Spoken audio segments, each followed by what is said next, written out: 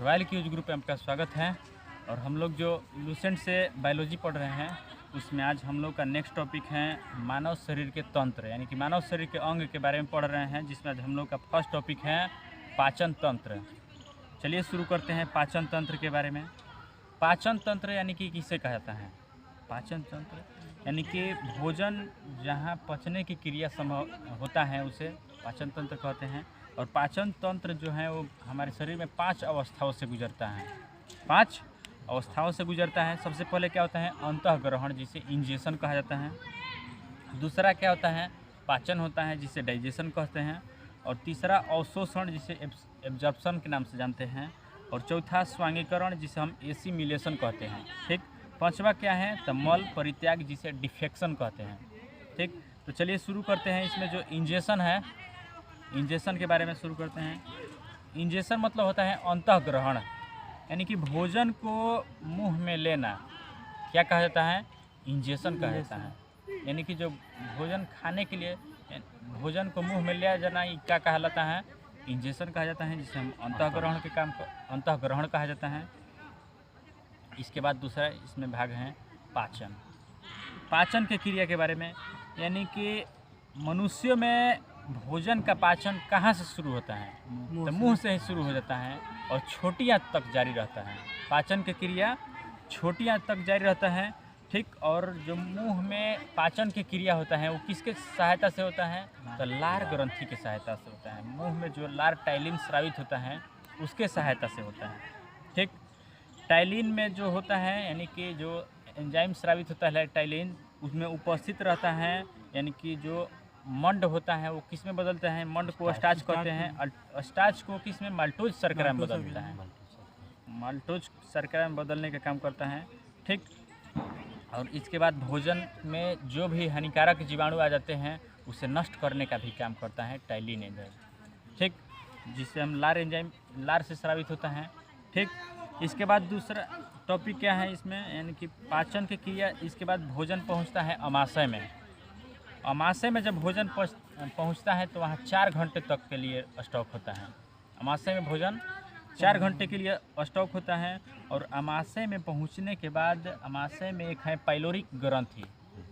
Pyloric ग्रंथि से कौन सा हार्मोन निकलता है? जठर रस निकलता है, जिसे हम गैस्ट्रिक जूस के नाम से जानते हैं। जठर रस स्रावित होता है, जिसका कलर कैसा होता है?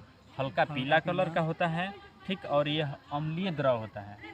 हल्का जठर रस कैसा है? तो अम्लीय द्रव है और हल्का पीला कलर का होता है, जैसे बिलिरुबिन का कलर होता है। ठीक।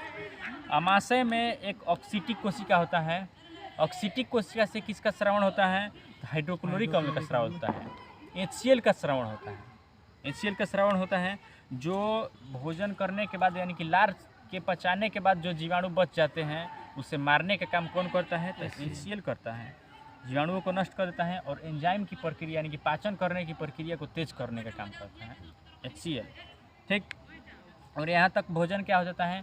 चूँकि जठर रस क्या है? अम्लीय है, इसलिए यहाँ पर क्या हो जाता है? अम्लीय माध्यम में हो जाता है। यानी कि भोजन यहाँ तक क्या होता है? अम्लीय होता है। और अमाशय से 2 एंजाइम निकलता है। कौन कौन? तो एक पेप्सिन तथा रेनिन। पेप्सिन और रेनिन का स्रावण कहाँ से होता है? तो अमाशय से होता है। ठीक। पेप्सिन और रेनिन अमाशय से होता है।